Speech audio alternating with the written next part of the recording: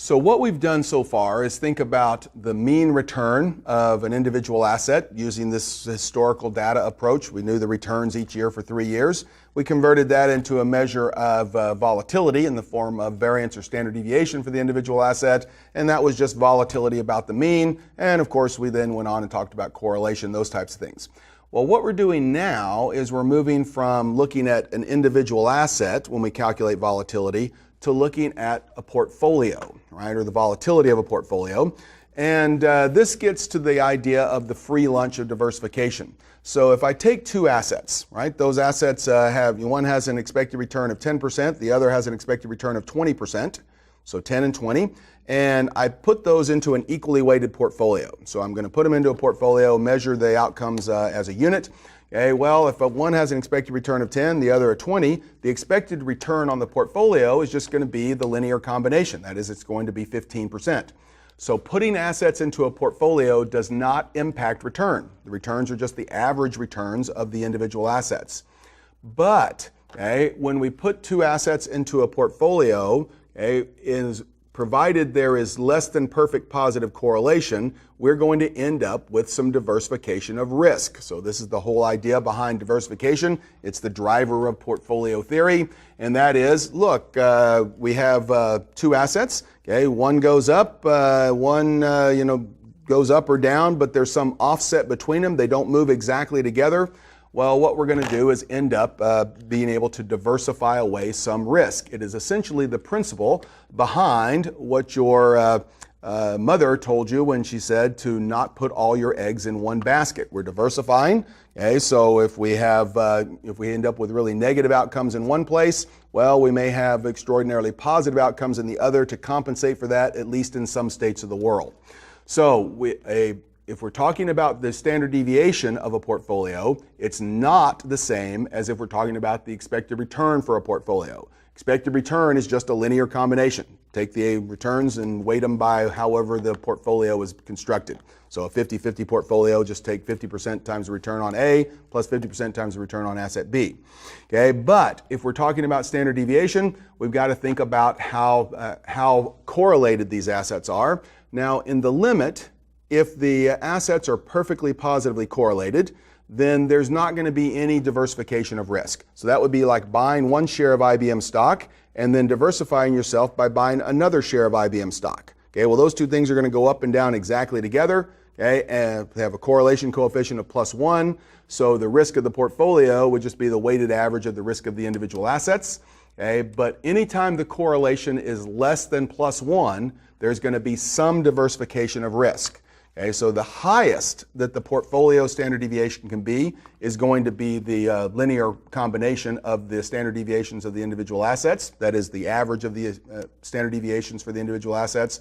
But if the correlation is less than 1, then we're going to get some diversification of risk. All right. So this is the formula for the variance of a portfolio. Please note that it is variance and not standard deviation.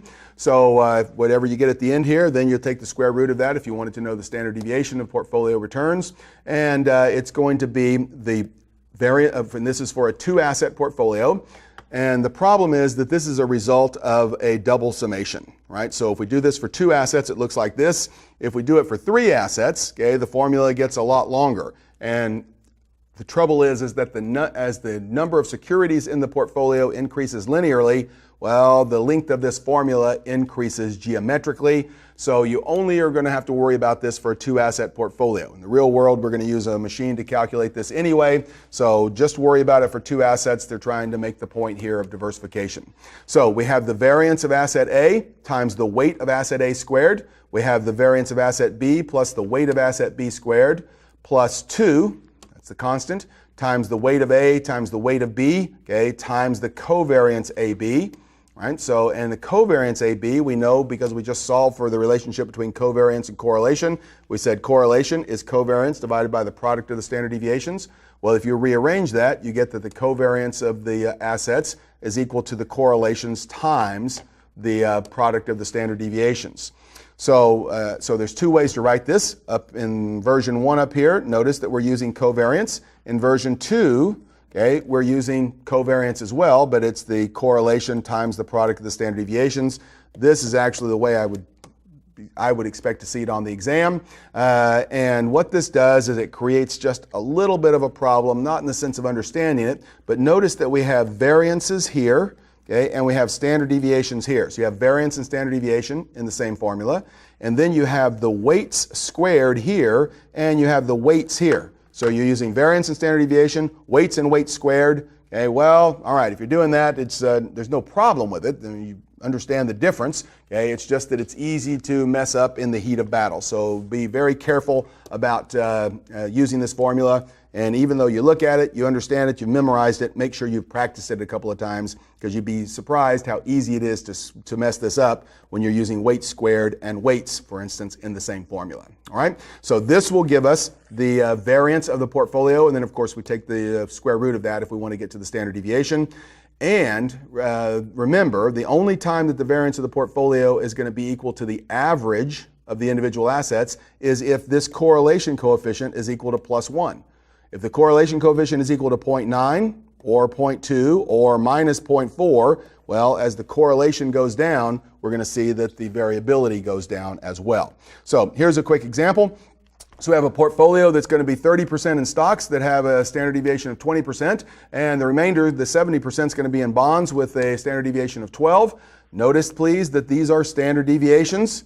Okay, not variances, right? So the correlation of the bond and stock returns is 0.6. Okay, what's the standard deviation of the portfolio returns? So we know the expected return. Well, we're not calculating returns here, but normally we would know the returns. We could calculate the return on the portfolio just as a linear combination.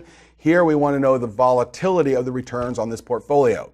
And what we could see is under some circumstance, okay, we could, well, under one set of circumstances, if the correlation was equal to +1, okay, well then we could just take the average of these two numbers, right? So we could take, we would take 0.3 times 20% plus 0.7 times 12%, okay? And that's the highest that the variability can be. But if we have the correlation equal to, 0.2, well, then that's going to give us a lower variability.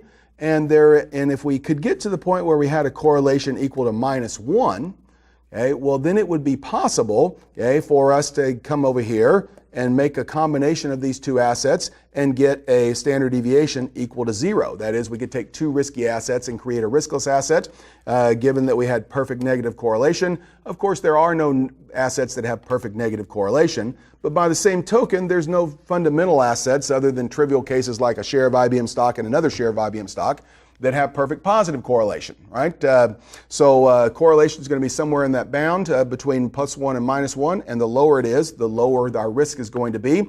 So in a naive sense, we would like to be able to pick assets that have lower correlation. That's how we build portfolios. That's how we get risk reduction and diversification, all right?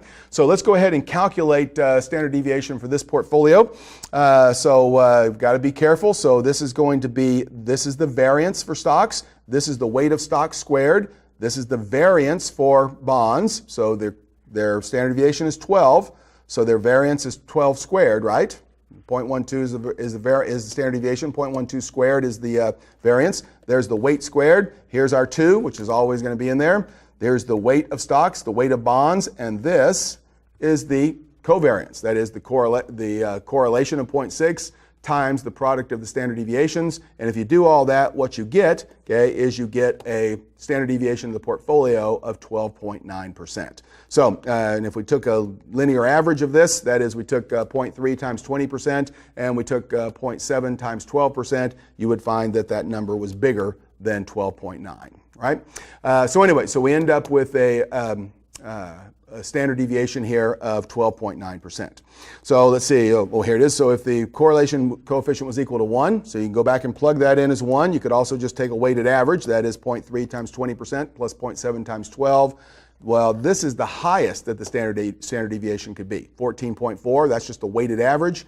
But because there is a correlation, less than perfect positive correlation, okay, we get some diversification. So the difference between this 14.4 and this 12.9, That's the free lunch of diversification. Doesn't impact return. Returns are still just a weighted average. Okay, but the risk is lower than the weighted average because the correlation coefficient is less than +1. All right. So to think about this, to see how it would change things. So we are looking at standard deviation for returns of an equally weighted portfolio of two assets. The standard deviations are 18% and 25%. So we're using this formula for the standard deviation of a two-asset portfolio that we just used. Okay, here's our standard deviations for our two assets. It's going to be 50% in one, 50% in the other. Okay, and we're going to start out with correlation equal to +1. Okay, well, that ought to give us something that's right in the middle, right? So it's just the weighted average of the two. If you get correlation of +1, okay, there's no diversification. So the standard deviation of the portfolio is just going to be the average of the two individual assets. But as the correlation coefficient falls below 1, well, we have to use this big long formula, but you can see falling from a correlation coefficient of +1, we got a standard deviation of 21.5. As it fell to 0.5, okay, well, risk goes down. If it goes to 0, risk goes down even more. And if it goes down to -0.5, okay, well, we're going to get this risk of 11.2. So notice, okay, that if we have a correlation coefficient of 0, okay, the risk of the portfolio is lower than the risk of either of the assets individually, right? Even at 0.5, okay, the risk of the portfolio is almost as low as the risk of the lower risk asset. So as correlation falls, okay, the standard deviation of the portfolio falls. Another way to say that is as correlation falls, the diversification of risk increases. All right. So anyway, and this is the evidence of that, I guess, is the way to interpret it. All right. So here we go. Let's think about this relationship. So if we have assets A and B here, well, if assets A and B are perfectly positively correlated, then taking if we were 100% invested in B, we'd be there in this risk return space. So it's return here, it's risk over here. That would be our risk return if we put all of our money into B. If we put all of our money into A, we would be up here. Okay. So that would be 100% invested in A. And if the correlation is +1, well, if we put half our money into A and half of our money into B, we would be right in the middle. So if the correlation coefficient is +1, portfolio combinations of A and B just lie along this straight line. All right? So that's sort of the trivial case. There's no diversification of risk there. It's just a correlation of +1, linear combination of the assets. All right? But what would happen if the correlation was less than 1? Well, if the correlation is less than 1, then we start to get this bow in this relationship. So it starts to look like this. So this might be a correlation equal to, I'm just going to make up a number, 0.4. Right? So we start to get this bow, which means that if we were looking at a 50-50 portfolio, well, this would be the risk for a 50-50 portfolio with a correlation coefficient equal to 1. Okay, but over here, this would be a 50-50 portfolio with a correlation of less than 1. So you can see that the return would not change, okay, but the risk would fall, right? So as the correlation coefficient falls, the risk of the portfolio falls. And if we had correlation get lower, maybe this is correlation of -0.2, well, we'd get even more reduction of risk. And if we were optimally creating the portfolio, if we could find perfectly negatively correlated assets, okay, the correlation coefficient's equal to -1, we could take these two risky assets, A and B, and we could create a riskless portfolio. So we could diversify away all risk if we could find assets that are perfectly negatively correlated. And again, no one's arguing that we can find assets that are perfectly negatively correlated, at least not that have positive expected returns. We could do this with find perfectly negatively correlated assets with derivatives and those types of things, but they wouldn't have a positive expected returns. But in terms of fundamental assets, there are none of these, okay? But there's also none of these, right? So it's going to be a question of how much risk reduction we actually get. Now, I can make this picture a little bit neater by showing you what the people who put the slide together actually did. So a 50-50 portfolio, well, I get some risk reduction. As it falls to -0.5, well, the return isn't impacted, but the risk goes down. And then finally, if it's -1, I can get rid of all risk, right? So this is correlation and risk reduction. So if I can if I can find low assets with lower correlations, okay, well, that's something that's going to reduce the risk of my portfolio. And this is the justification for alternative assets in a portfolio allocation, right? They may have higher expected returns, that's always nice, but alternative assets are supposed to have lower correlation with the traditional assets, stocks and bonds, okay, than stocks and bonds have with each other. It's a risk reduction play. That's the reason alternatives exist in even conservative pension fund portfolios. All right. So the mean variance efficient frontier. This is getting to the work of Harry Markowitz, and what Harry did was this. Okay, so looking at volatility against return here. Well, and he did this analytically, but also empirically. So what we did is we went out and we found a bunch of individual assets. So think of these as, individual stocks for the time being. So and that's the risk return combination. But what if I just randomly choose two of these things? So if I happen to choose this one and we'll choose this one, right?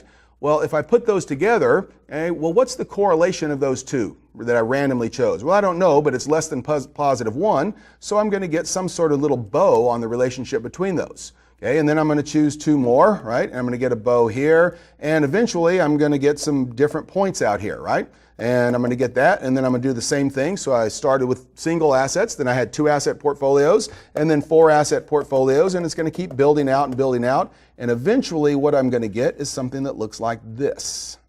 Okay? And these are going to have this bat wing on the back. Okay, but anyway, so what we've done is given these risky assets, okay, we've come up with all the possible portfolio combinations, and the point that lies between here, this is called the minimum variance portfolio, the MVP, right? MVP, didn't come out on the screen very well. So the MVP, and coming up this way, well, this becomes our efficient frontier. So assets that lie on this line, okay, so this asset right here, well, that has the highest return for any asset with this amount of risk. Okay? It also has the lowest risk for this amount of return. So these assets that fall on this efficient frontier, those are the ones that people would want to own. Anything down here is going to be suboptimal or incompletely diversified portfolios. So we want to have something that lies on this efficient frontier. That is portfolio theory. So when we talk about modern portfolio theory, this is what we're talking about. Okay, it is this idea that we can diversify away risk. Of course, what we'd really like is to have a portfolio over here, right? Okay, but that's not feasible. We want to have this high of return and that low of risk. Okay, but these are the best portfolio combinations that we can get given the options available to us. So this is essentially what Markowitz won the Nobel Prize for. Okay, so what we see here is we have this global minimum, and you can see that it's drawn very neatly here. Okay, these in some sense on the bottom are the worst assets to invest in, right? They are the worst portfolios. They have the lowest return for a given amount of risk, and probably the ones I end up choosing, it seems like, in my personal portfolio, but the ones I would suggest you choose lie along this point from the global minimum variance up to the top of what's going on here. All right. Now, this is essentially portfolio theory. Okay, what's missing from this? Okay, so Harry Markowitz won a Nobel Prize for it. Of course, it was a little more involved than the way I've explained it here, but this is the basic concept. Well, what's missing, okay, is the idea that there might be, and I can get rid of this. So this is called the risky asset efficient frontier. Right, so efficient frontier, the risky asset efficient frontier. Okay, well, the efficient frontier, this is the set of portfolios among all possible portfolios, okay, that have the highest expected return for each level of risk, or the lowest level of risk for each level of return would also be an appropriate way to state it. Okay, but there is one more alternative here, okay, and that is that we could think about the addition of a risk-free asset. Okay, so the addition of a risk-free asset says this, okay? If we have risk on this dimension and return over here, well, if you have some risky portfolio that you've chosen here, right? For whatever reason, that's your portfolio. And over here we have a riskless portfolio, the risk-free rate. Okay? Well, the thing you have to remember about the risk-free rate is that it has 0 variance, it's risk-free, but therefore it also has 0 covariance with all other assets. So if you combine this portfolio, this risky portfolio, with the risk-free asset, okay, then what you're going to get is you're going to get portfolio combinations that lie on a straight line. Okay, so this would be 50% invested in the risk-free asset, 50% invested in this risky portfolio. So if I was down here, I'd have 100% of my money in T-bills. Here, I'd have 50% in T-bills and 50% in whatever this big red dot is. If I were invested here, where the dot's getting bigger, well, that would be having 100% of my money in that portfolio. And if I looked at this and said, you know, I like the portfolio, but it's just not offering me enough return and I'm willing to take more risk to get it, well, I could short this asset. I could borrow money, in other words, and I could put 150% of my money, so 100% of my money plus borrow another 50% into this risky portfolio. So I'm just going to call this the RP, so the risky portfolio. Well, this straight line relationship here, this is called a capital allocation line. Capital allocation line. And what that says is, if this is my best portfolio, so I did whatever it is I could do, I think I'm a great stock picker, exploited market efficiencies, I've optimally combined assets, this is what I think is the best risky portfolio. The problem is, once I build that, do I have a preference for exactly this much risk? Excuse me, so is this is my standard deviation for my portfolio P. Well, if that's exactly how much risk I want to take, well, then I can get that return. But if it's too much risk, well, then I don't have to buy a worse portfolio. I can just scale it down to here. I'll put some of my money in the risk-free asset, some in this risky portfolio, and my risk will be lower and my return will be lower. Or if I look at that and say, hey, that's just too conservative for me. Well, then I can borrow money, buy stocks on margin, and move up to here, where I'm going to get higher risk, and then I'm going to get concomitantly higher return. A capital allocation line. So a capital allocation line is just the combination of the risk-free asset and any risky portfolios. You can think of maybe a better way to say that would be the combination of the risk-free asset and your favorite portfolio, or what you think is the best portfolio. It's a capital allocation line, and say, okay, how do I allocate my capital? Well, if I'm here, I allocate it half to my risky portfolio and half to the treasury. So that's what you see here. So in terms of a capital allocation line, so I've got this portfolio here. I can have the risk-free asset, and linear combinations of that are combinations of those two things. The risk-free rate, because it has zero variance and zero covariance, are just going to fall on a straight line here. And I can either take the risk down or I can take the risk up, right? I guess this was actually the risky asset. But anyway, so I can take the risk down or I can take the risk up, depending on if I want to lend, that is buy some of the asset and then buy T-bills or lend money to the government, or I can buy the risky asset and borrow and buy some more of the risky asset. So up here, this would be borrowing. And down here, this would be lending. I can lend at the risk-free rate, or I can borrow at the risk-free rate, at least in this tightly woven theoretical world. All right. So then, how do I choose which portfolio how do I choose where I'm going to be on this capital allocation line? So I found my favorite portfolio. Right. So this is my best portfolio. Well, it depends on how risk averse I am. So what you see here are indifference curves. So investor A here is more risk averse than investor B, and you can tell that by the slope of the curve. So investor A can be induced to take a higher risk portfolio, but he's going to have to be, or she's going to have to be offered more additional return in order to take the higher risk. So this person's appetite for risk is lower, so it's going to have a lower slope to it. So anyway, to get this person to accept more risk, there's the slope of the cal is going to have to be higher effectively. This is somebody who is more risk tolerant. So this has less risk tolerant, more risk tolerant, and you can see that along these indifference curves, the individual is just as happy at any point. These are also called ISO utility curves, right? So I'll invest wherever is feasible for me here. And of course, the notion is that this is return, this is risk, this is return, this is my cal. Well, what I want is if I'm looking just at me, well, this could be an indifference curve, and this could be an indifference curve, and this could be an indifference curve. Well, I can invest here or here and be equally happy, but what I'm looking for is the indifference curve that is just tangent to the cal. So the highest possible indifference curve, that's the one, because as I go up this way, I'm getting more and more utility. I'm getting more return and less risk.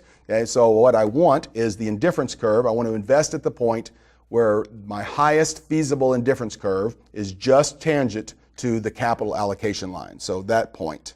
right? So we can think of this as an indifference map, right? So for investor A, they'd have indifference curves like this, but it's where we find that point of tangency that determines this investor's optimal investment.